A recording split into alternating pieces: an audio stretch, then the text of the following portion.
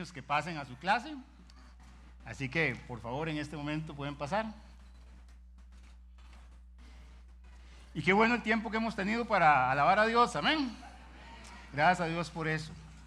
Gracias a Dios por eso. Y gracias a Dios también por todos los hermanos que se preparan con la música, con la alabanza, con los instrumentos, con el sonido, porque pareciera que es fácil o que lo vemos muy natural pasar aquí una hora alabando al Señor, pero detrás de todo eso hay mucho trabajo, hay mucha dedicación, mucho esfuerzo y literalmente que Dios les pague, ¿verdad?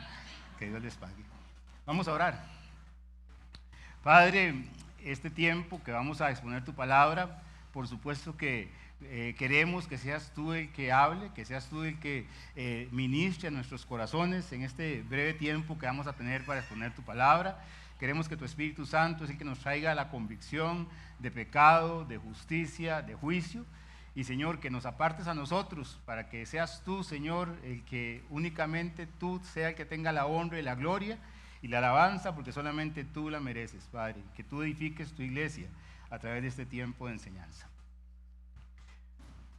Esta tarde-noche ya quisiéramos dar la bienvenida a Douglas Cascante, a Valentina y a Kiara Zamora que nos visitan, ¿verdad? Entonces, no sé dónde están, pero para saludarles en el nombre del Señor, ¿puede levantar su mano? Ok, Dios les bendiga. Bien, bien. Qué bueno que están con nosotros. Y si alguien más está con nosotros, entonces, de visita por primera vez, que por favor nos levante su mano para poderle saludar. ¿Alguien más con nosotros por primera vez? Por allá, ok. Y allá tenemos también una señora, un señor. Vamos a hablar en el nombre del Señor y saluda al que está a su lado, dígale Dios le bendiga, buenas noches, ¿verdad? Y a todos los que nos visitan, a todos ustedes, además de darles la bienvenida, les vamos a pedir que al final del culto puedan pasar allá al centro de información, donde tenemos un pequeño presente para ustedes. Vamos a ver, para variar, tenemos problemas con la presentación. Okay.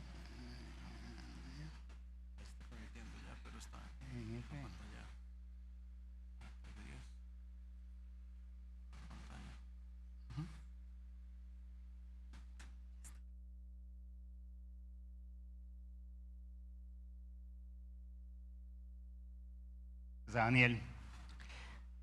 Ok, vamos a tener el tiempo para compartir la palabra del Señor. Hoy hemos sido convocados acá y hemos dicho, bueno, vamos a tener un culto especial de resurrección. En realidad lo que hemos tenido es un buen tiempo para alabar a Dios a través de la música.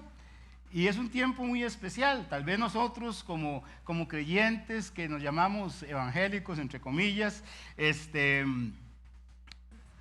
hay veces nos hemos querido separar de algunas tradiciones para no mezclarnos mucho en otras cosas.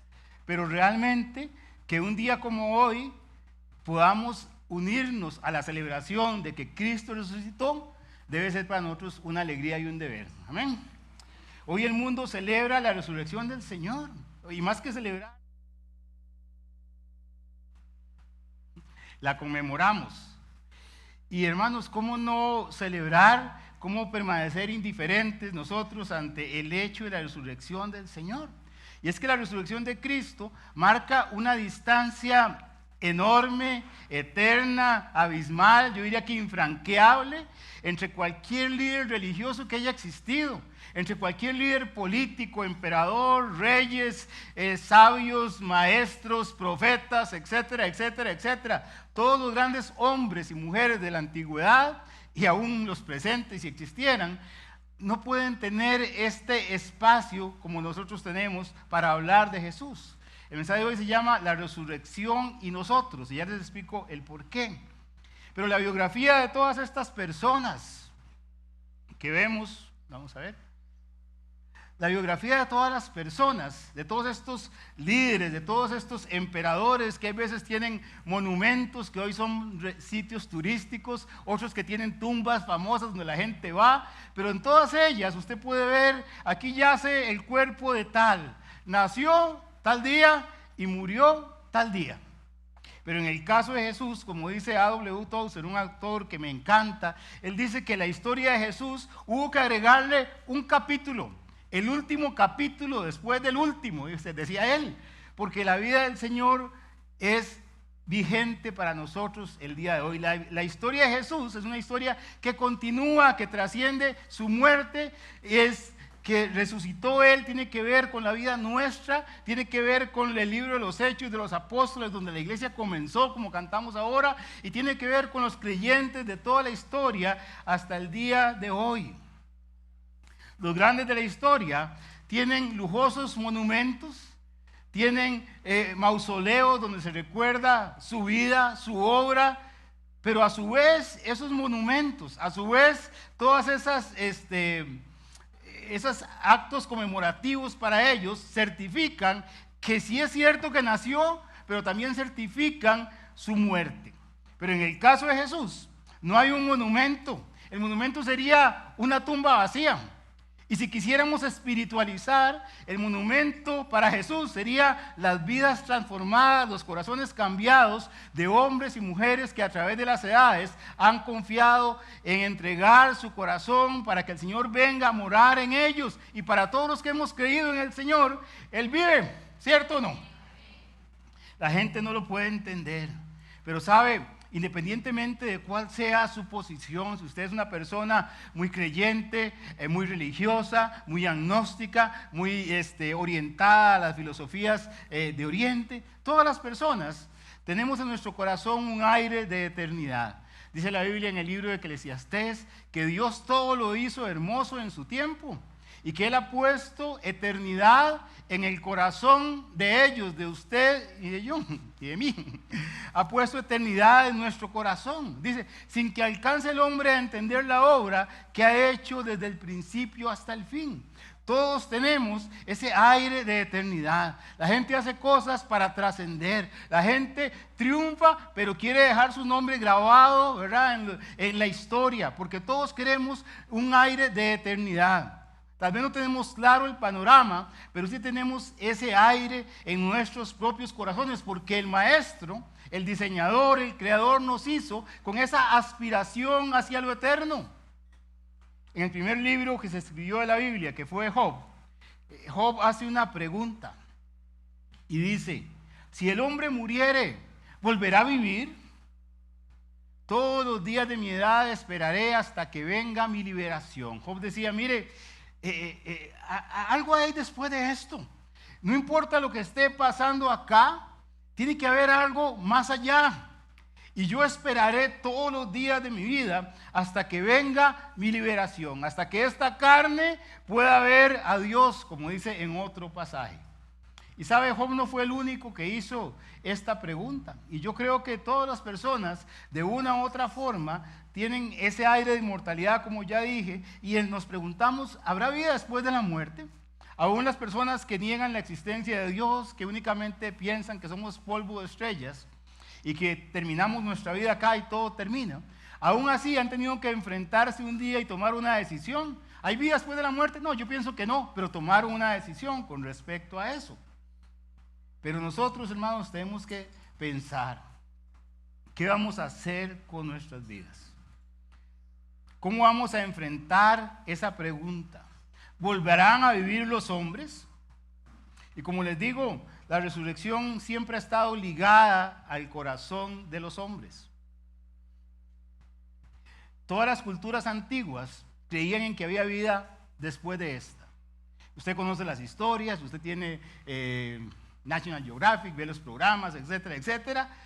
Y no puedo detenerme acá, pero si encontráramos desde la cuna de las civilizaciones en Babilonia, pasáramos por los sumerios, pasáramos por los egipcios, pasáramos por los romanos, aquí en este lado del mundo, por los aztecas, por los mayas, etcétera, todos tenían una concepción de que algo había después de esta vida.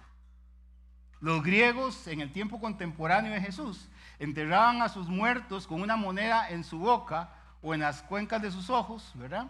Porque ellos decían que había que darle el óvulo, el impuesto, a un barquero del inframundo llamado Caronte.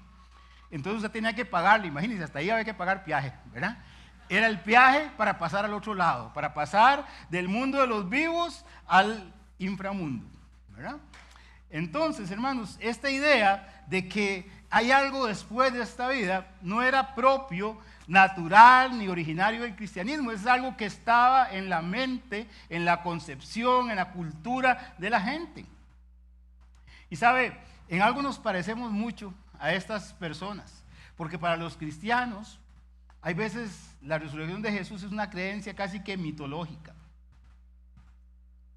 Pero para los creyentes que han depositado su fe en el Señor, que tienen una convicción viva en Él, esta resurrección del Señor y su promesa de que un día usted y yo resucitaremos, se convierte en la esperanza que nos sostiene en medio de las pruebas, de la enfermedad y por supuesto la esperanza que nos permite tener paz en medio de las aflicciones y al enfrentar el momento de la muerte.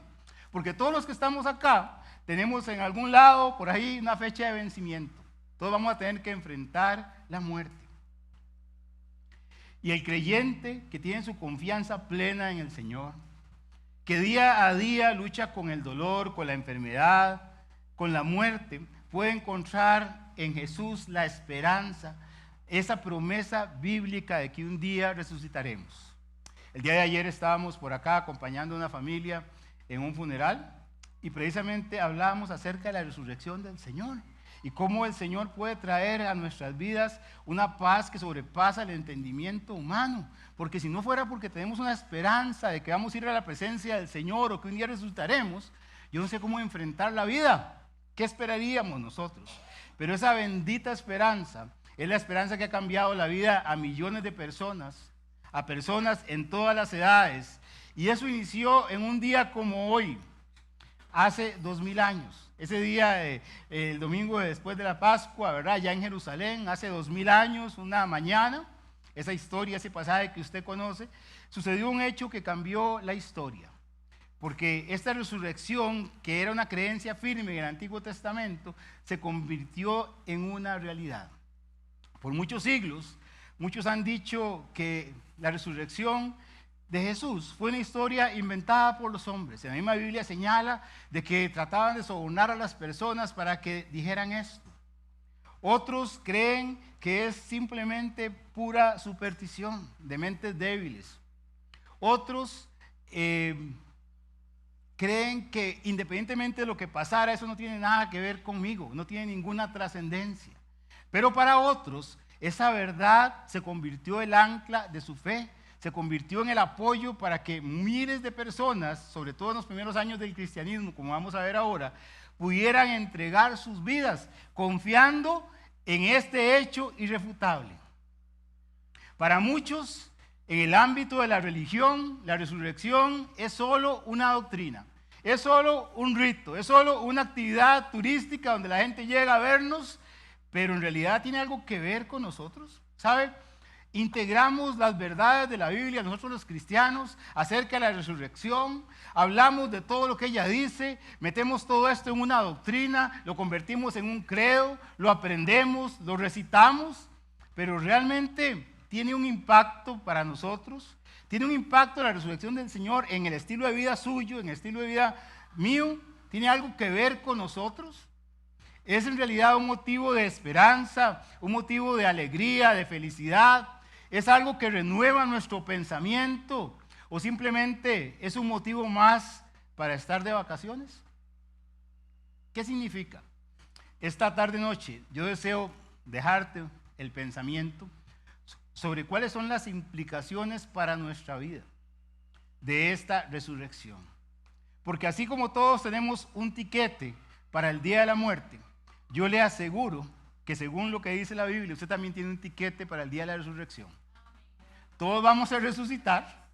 Un día nos presentaremos delante del Señor. El tema será ¿cuándo, cómo y dónde resucitaremos? Ese es el punto. Bienaventurados los muertos que mueren en el Señor, dice la Biblia. En el Antiguo Testamento había una creencia firme de que también había una vida después de esta. Ya dijimos que las culturas la tenían, pero los judíos la tenían ahí marcada en su mente y en su corazón. No puedo detenerme, evidentemente, por razones de tiempo, pero la Biblia habla en varios pasajes acerca de la fe de las personas en la resurrección, aún en los tiempos de Abraham. Dice la Biblia que por fe Abraham, cuando fue probado, ofreció a Isaac, el que había recibido las promesas, y ofrecía a su unigénito, habiéndosele escrito: en Isaac te será llamada descendencia. Y dice aquí, pensando, ¿por qué ofreció Abraham a su hijo Isaac? Pensando que Dios es poderoso para levantar aún de entre los muertos, de donde en sentido figurado también le volvió a recibir. Abraham decía, bueno, el Señor me está pidiendo a mi hijo, pero Él me prometió y Él va a levantarlo. Era su creencia. También podemos verlo en numerosos pasajes.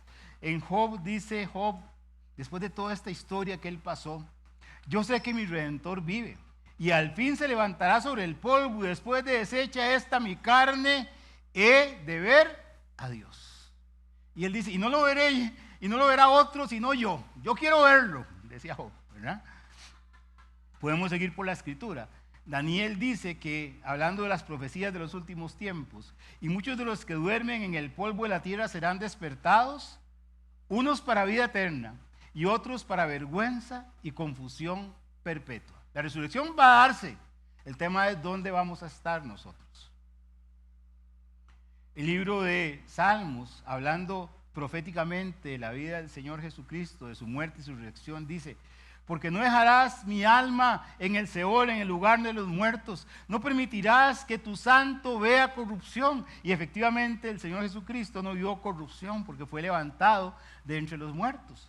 En el libro de Isaías dice: tus muertos vivirán, sus cadáveres resucitarán. Despertad y cantad, moradores del polvo, porque tu rocío es cual rocío de hortalizas, y la tierra dará sus muertos. Y podemos seguir lo que dice el libro de Oseas, hablando de que al tercer día nos levantará, nos resucitará y que viviremos delante de Él.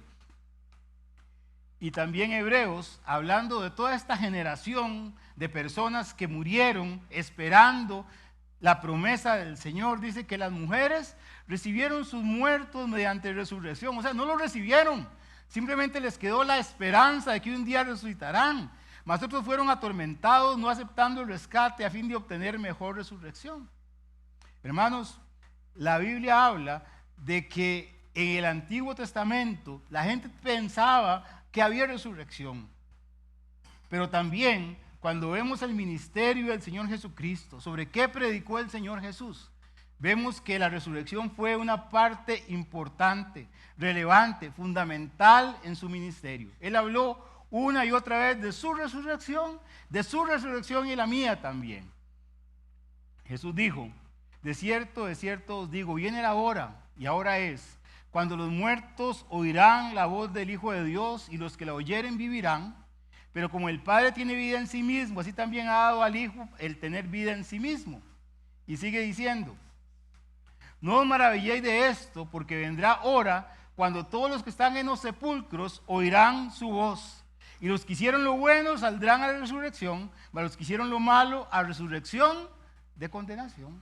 La resurrección es una, ¿verdad? El tema no es si vamos a resucitar, sino dónde estamos. Hay un pasaje que usted conoce muy bien. Jesús le dice a Marta, cuando ella llega a reclamarle: ¿por qué no estabas aquí cuando mi hermano murió? Y Jesús le dice: yo soy la resurrección y la vida. El que cree en mí, lo puede leer conmigo, aunque esté muerto, vivirá. Y todo aquel que vive y cree en mí, no morirá eternamente. Y después la pregunta reflexiva: ¿crees esto? ¿Crees esto de verdad? Jesús le dice a ella: ¿crees esto? Y ella le contesta con la respuesta de la religión. Ella le dice: ah, sí, Señor, nosotros sabemos que un día los muertos van a resucitar. Y el Señor le dice: el que cree en mí, tiene vida eterna. Hay veces creemos a Jesús, como lo creía Marta. Ah, sí, un día hay una idea de que los muertos van a resucitar. Pero ella no estaba sabiendo que frente a ella, hablando con ella, estaba el autor y el dador de la vida. Y Mateo dice que, hablando Jesús con sus discípulos: y aquí subimos a Jerusalén, y el Hijo del Hombre será entregado a los principales sacerdotes y a los escribas, y le condenarán a muerte, y lo entregarán a los gentiles para que escarnezcan y le azoten y le crucifiquen. Mas al tercer día resucitará. Jesús dijo o no les dijo a sus discípulos claramente, vez tras vez, que él iba a morir y que iba a resucitar. Está bien, son los efectos especiales que tenemos hoy, ¿verdad? ¿Está bien? Él les dijo eso montones de veces, pero al final nuestra mente finita, nuestro corazón carnal nos impide creer estas cosas. Pero un día las cortinas se abrieron, un día salió la luz, ¿verdad? Fue el día que cambió la historia. Jesús les dijo a ellos: no digas a nadie la visión hasta que el Hijo del Hombre resucite de los muertos. Y podríamos seguir citando pasajes. Pero lo que quiero decirles, hermanos, es que un día la historia cambió. Hasta este momento, hasta un domingo como hoy, hace 2000 años, lo que teníamos era una creencia, una idea general, supersticiosa en los pueblos, una enseñanza doctrinal de parte de ¿cómo se llama?, de los profetas del Antiguo Testamento, una enseñanza acerca de que Jesús habló de un evento futuro, de que un día iba a haber resurrección, que un día los muertos iban a levantar, presentarse al Señor para ser juzgados. Pero hace 2000 años, un día como hoy, esa creencia general se volvió en una realidad para el mundo. Jesús resucitó y con la resurrección del Señor nació la esperanza para todos los que creían en su nombre y para todos aquellos que, como usted y yo, llegaríamos a creer en el futuro. De la teoría pasamos a los hechos. De la teoría de las ideas pasamos a que 500 personas vieran la resurrección del Señor y que se pareciera a un montón de personas y que la historia lo dé como un hecho indubitable. Ahora sí, después de todo esto que pasó, los primeros creyentes allá en Jerusalén y en los primeros lugares donde el Evangelio llegó, podían creer en Jesús como Dios hecho hombre, porque no podía ser de otra manera, el que resucitó de los muertos. Ahora sí, los cristianos podían entregar sus vidas en el circo romano, porque tenían esperanza firme en que al igual que un día Jesús resucitó, ellos iban a resucitar. Entonces, ¿qué importaba que los mataran? Ahora sí, los creyentes de todas las edades, incluyéndonos a nosotros, podríamos vivir en este mundo, afrontando las pruebas y dificultades con la esperanza viva de la que nos habla Pedro. Y sabe, hermanos, el día que cambió la historia fue el día de la resurrección. Y entonces la resurrección se convirtió en la base de la predicación de los apóstoles. Usted conoce la historia en el libro de Hechos. Usted sabe cómo la iglesia se formó. Y sabe usted que el primero que se paró a predicar fue Pedro. Predicó un sermón, se convirtieron 3000 personas. Pero la predicación de Pedro desde el principio y la predicación de Pablo, como vamos a ver ahora, siempre giró en torno a la verdad fundamental de la resurrección del Señor. Dice la Biblia que estaban muy disgustados los líderes religiosos de ese lugar, porque los apóstoles enseñaban a la gente y proclamaban la resurrección que se había hecho evidente en el caso de Jesús.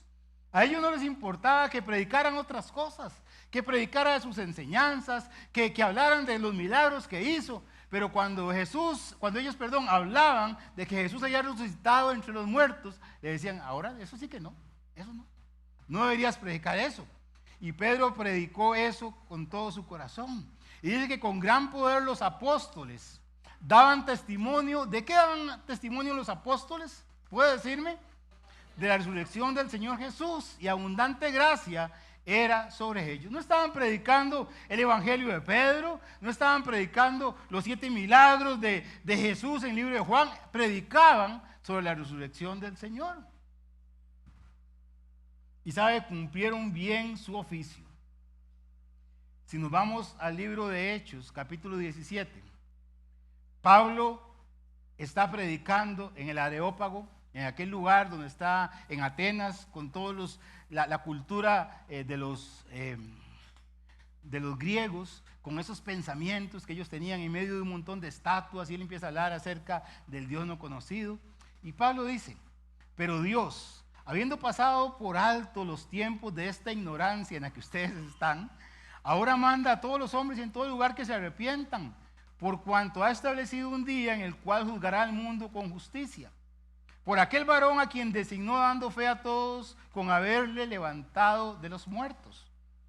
Y vean lo que dice, que cuando Pablo mencionó acerca de la resurrección de los muertos, ¿qué pasó?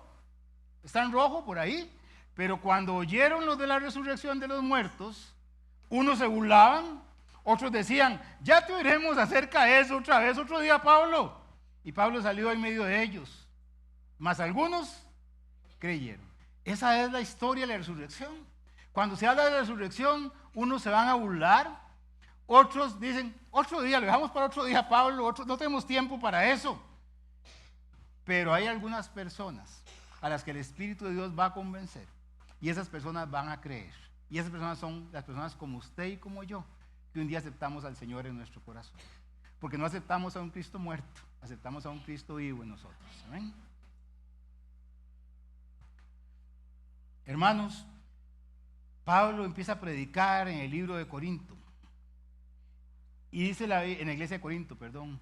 Y entonces dice la Biblia que habían algunos que no creían acerca de la resurrección. Y entonces Pablo escribe 1 Corintios capítulo 15. Si usted quiere saber más acerca de la resurrección, no tenemos el tiempo hoy para eso. Es el capítulo pleno donde Pablo explica la resurrección. Explica cómo pasó, explica cuál es el verdadero evangelio completo. El evangelio completo tiene que ver con la resurrección. Empieza a decir cómo es que va a ser el orden. Empieza a decir si la resurrección va a ser algo espiritual o tiene que ver con la carne o no. Puede leerlo. Pero yo quisiera que usted leyera conmigo 1 Corintios capítulo 15, versículos 12 al 19. Si lo tiene, no va a aparecer en pantalla para que usted lo busque. 1 Corintios 15, 12 al 19. Dice la Biblia así. Está dando todos sus argumentos. Y entonces Pablo dice, 1 Corintios capítulo 15, versículos 12 al 19. Dice Pablo, pero si se predica de Cristo que resucitó de los muertos, ¿cómo dicen algunos de vosotros que no hay resurrección de muertos? Porque si no hay resurrección de muertos, tampoco Cristo resucitó. Y si Cristo no resucitó, vana es entonces nuestra predicación, vana es también nuestra fe. Y somos hallados falsos testigos de Dios, porque hemos testificado de Dios que Él resucitó a Cristo, al cual no resucitó, si en verdad los muertos no resucitan.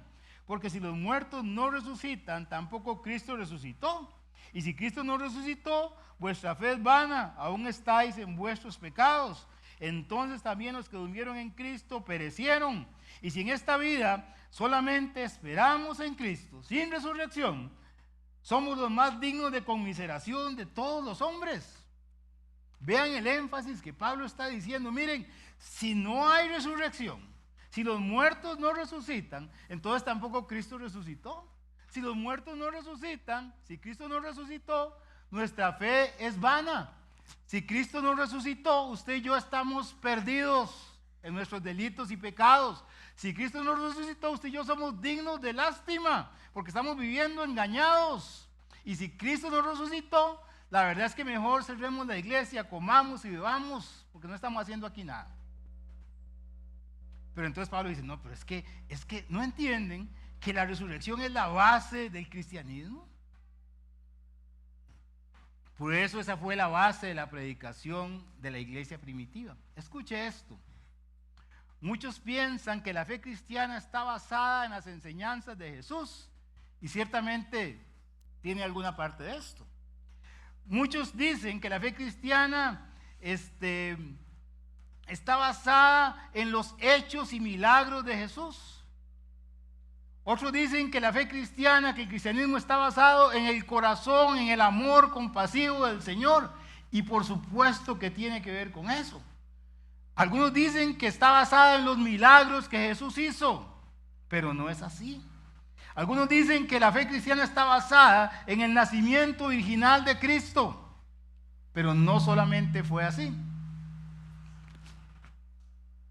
Algunos dicen que la fe cristiana descansa en la cruz de Cristo. Y entonces hablamos, cantamos, exaltamos la cruz de Cristo. Y qué bueno. Y el cristianismo tiene que ver con todo esto.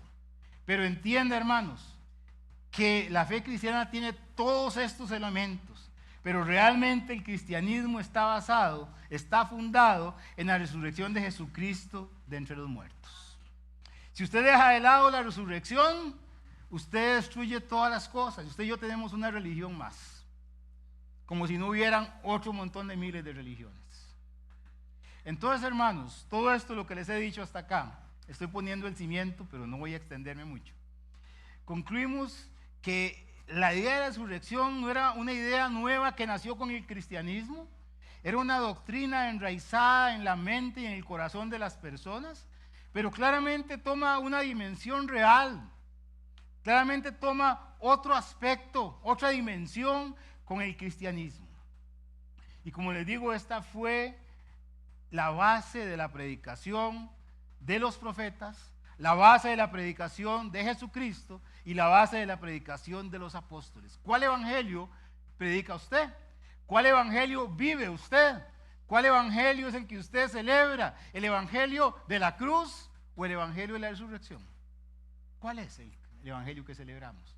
Y como les dije al principio, mi objetivo esta noche es dejarles con una pregunta. ¿Cuál es el impacto real en mi vida diaria, en la vida suya, de la resurrección del Señor? ¿Qué implicaciones tiene la resurrección para nosotros en el hoy? En el día de hoy, donde nos aprestamos a empezar una semana de trabajo. ¿Qué implicaciones prácticas tiene?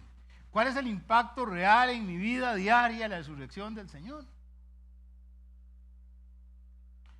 Llego a pensar en Pablo, porque el poder de la resurrección, hermanos, entiendan esto, debe impactar y debe enfocar nuestras vidas.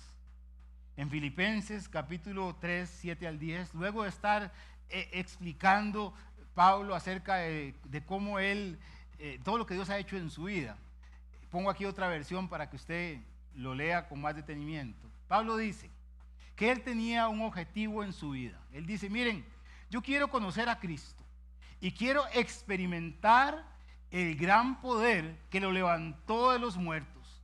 Yo quiero sufrir con Él y participar de su muerte para poder experimentar de una u otra manera la resurrección de los muertos. Pablo quería morir para ser levantado con Cristo un día. Yo quiero experimentar el poder de la resurrección en mi vida. Y usted lee ese pasaje y lee el resto. Ese pensamiento hacía que Pablo dijera que si vivimos para Él vivimos y si morimos para Él morimos. Pablo vivió una vida enfocada porque sabía a quién había creído. Y hermanos, él estaba dispuesto a morir, a entregar su vida. Y es aquí donde yo quiero llegar, que la certeza de que existe una resurrección nos debe alentar para que usted y yo vivamos vidas para el Señor, para que podamos vivir para el reino. ¿Sabe? Algo que impactó a los romanos cuando empezaron a hacer la persecución por ahí el año 60, empezaron una serie de 10 persecuciones para exterminar el cristianismo por casi 250 años y mataron millones de cristianos en todo el Imperio Romano. Pero algo que los impresionó es que entre más los perseguían, entre más los mataban, entre más crueles eran con ellos, más se propagaban, más mantenían su fe.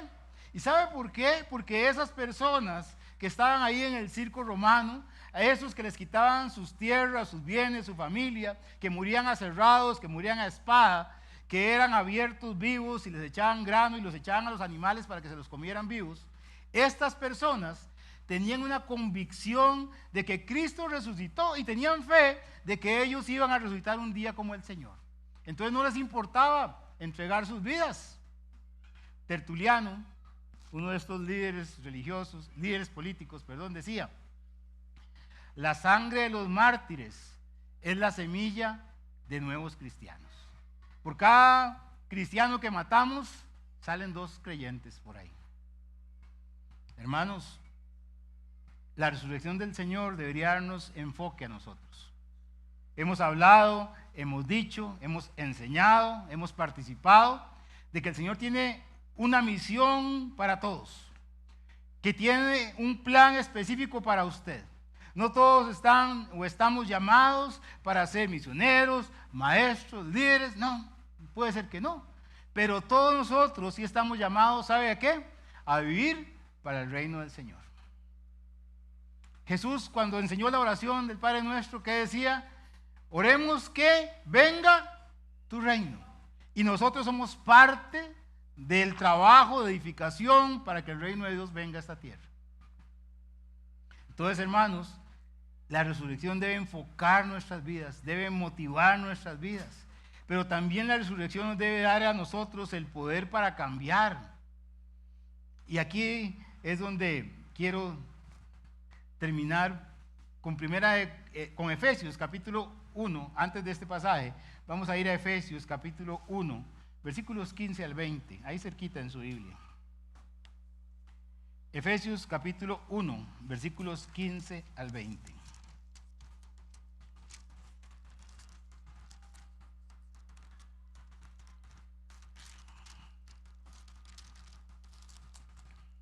Hoy es muy bonito hablar de la resurrección del Señor, de cómo el Señor lo levantó a Jesús de entre los muertos, de cómo fue a los infiernos, etc.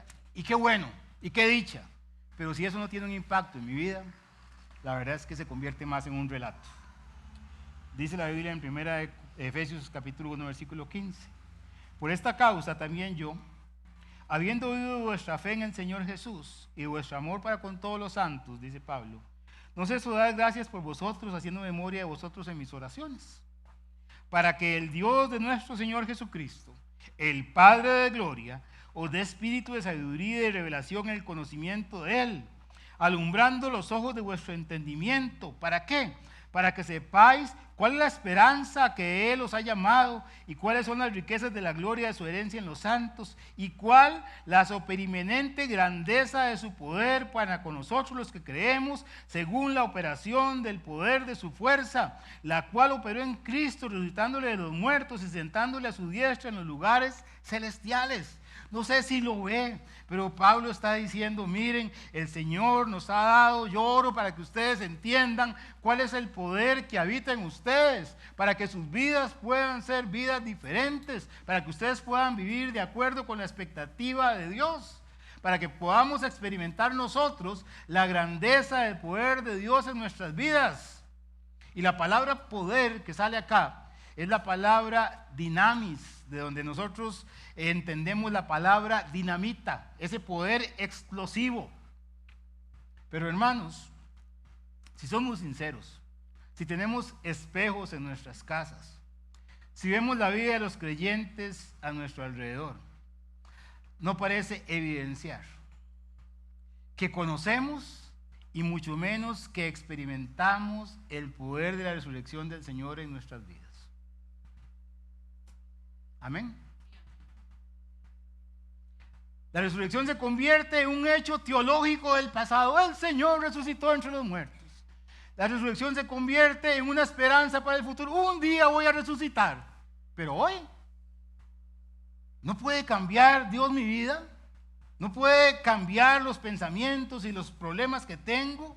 Ese poder, ese dinamis es pólvora mojada.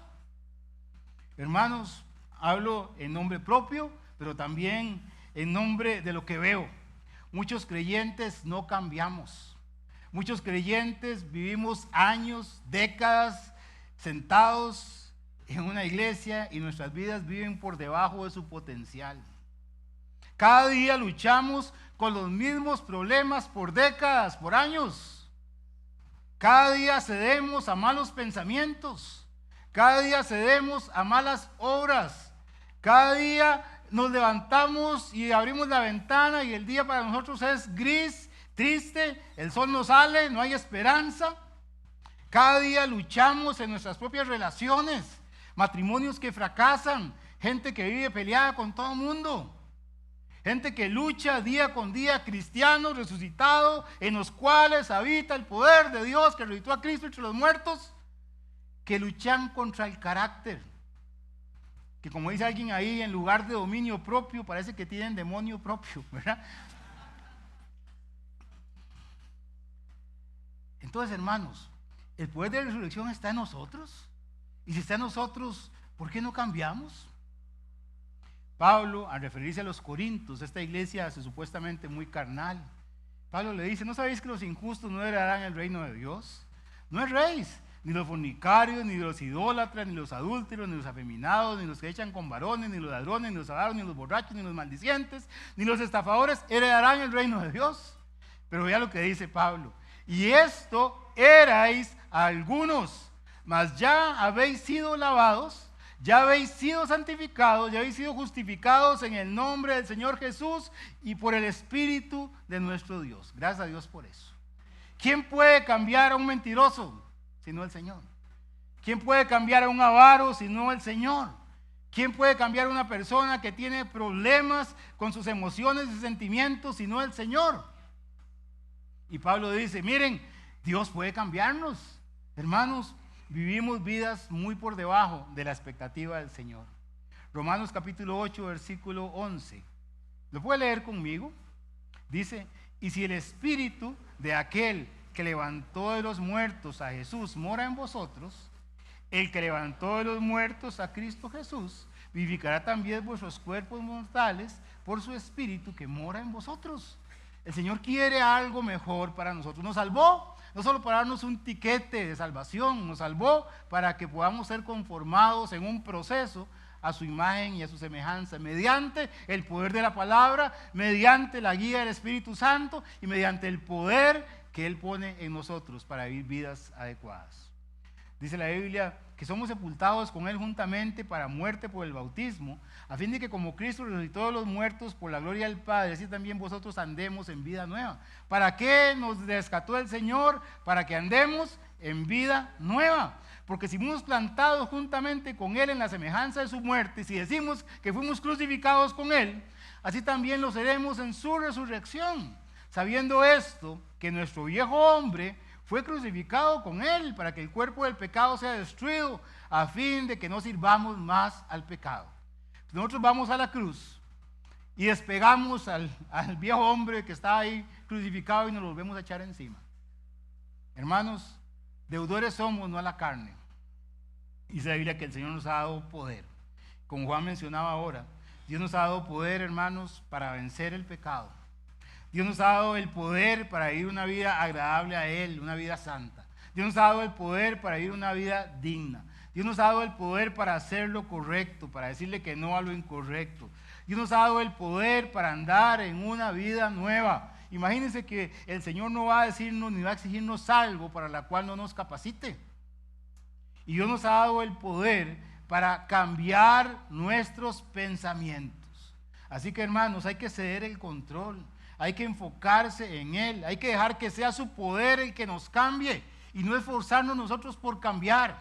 Hay que meterse en la comunión con el Señor, depender de Él y el Señor va a transformar nuestras vidas.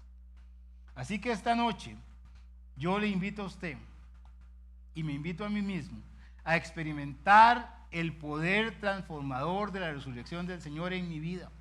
Hoy es lindo cantar, hoy es lindo celebrar, hoy es lindo conmemorar, hoy es bonito estos días ver películas que nos recuerdan todo esto, hoy es bonito escuchar sermones románticos probablemente acerca de la resurrección.